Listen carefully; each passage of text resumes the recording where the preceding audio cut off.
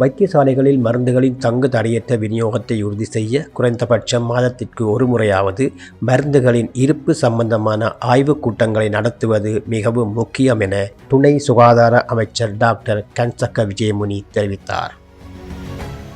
එතකොට අර මං කියපු විදිහට ඩ්‍රග්ස්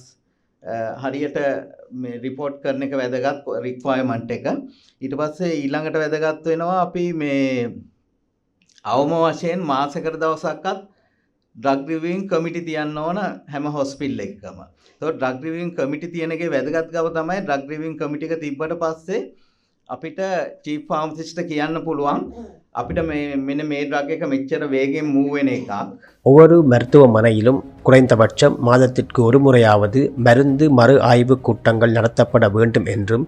இது தலைமை மருந்தாளருக்கு மருத்துவமனையில் கிடைக்கும் மருந்துகளின் அனைத்து விவரங்களையும் வழங்க வாய்ப்பளிக்கின்றது என்றும், மருந்து பற்றாக்குறை ஏற்படுவதற்கு முன்பு அதை கண்டறிந்து மருத்துவமனை இயக்குனர் மற்றும் நிர்வாக அதிகாரிகளுடன் தொடர்பு கொண்டு உள்ளூர் கொள்முதல் செய்வதன் மூலம் மருத்துவமனையில் மருந்துகளின் விநியோகத்தை உறுதி செய்வதற்கு பொருத்தமான நடவடிக்கைகளை எடுக்க மருந்து மறு ஆய்வு கூட்டங்கள் மிகவும் முக்கியம் என்று சுகாதார துணை அமைச்சர் டாக்டர் கன்சக்க விஜயமுனி தெரிவித்தார். மாத்தறை மாவட்ட பொது மருத்துவமனை மற்றும் 2 புதிய மாத்தறை மாவட்ட பொது மருத்துவமனைகளுக்கு நேற்று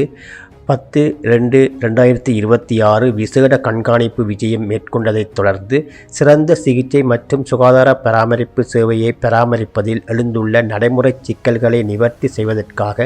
நடைபெற்ற கலந்துரையாடலில் உரையாற்றும் போதே சுகாதார துணை அமைச்சர் இவ்வாறு தெரிவித்தார். சுகாதார மற்றும் வெகுஜன ஊடக அமைச்சர் வைத்தியர் நலிந்த ஜெயதிசவின் யோசனைக்கு இணங்க சுகாதார அமைச்சினால் தொடங்கப்பட்ட சிறப்பு திட்டத்தின்படி மருத்துவமனைகளில் உள்ள குறைபாடுகளை ஆராய்ந்து அவற்றுக்கு உடனடி தீர்வுகளை வழங்குவதன் மூலம் அரசாங்க வைத்தியசாலைகளில் நவீன வசதிகள் கொண்ட சேவையை வழங்குவதை முதன்மையான நோக்கமாக கொண்டு சுகாதார பிரதி அமைச்சர் டாக்டர் கன்சக்க விஜயமுனி இந்த விசேட கண்காணிப்பு விஜயத்தை மேற்கொண்டார்.